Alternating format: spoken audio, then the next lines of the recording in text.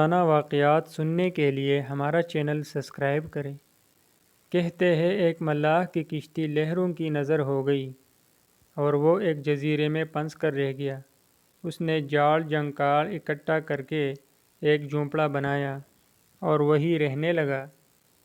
دن گزرتے رہے اور کوئی اس کی مدد کو نہ آیا، اور آتا بھی کیسے کہ کسی کو کیا خبر کہ وہاں کوئی موجود بھی ہے۔ سمندر کی موجیں اس کی خبر پہنچانے میں حائل تھیں۔ ایک دن وہ زار و قطار روتا رہا اور اللہ پاک سے گلہ کرنے لگے، اے میرے اللہ، تو نے میرے ساتھ کیا کر دیا؟ ابھی وہ آہ و زاریوں سے فارغ ہو کر جھونپڑے سے باہر نکلا ہی تھا کہ آسمانی بجلی نے اس کے جھونپڑے کو جلا کر راکھ کر دیا۔ ملاح یہ منظر بے بسی سے دیکھتا رہا۔ کچھ ہی دیر بعد کچھ لوگ اس جزیرے کی طرف آ گئے۔ ملاح نے خوشی اور حیرت سے پوچھا، تم لوگوں کو کیسے پتہ کہ یہاں کوئی ہے؟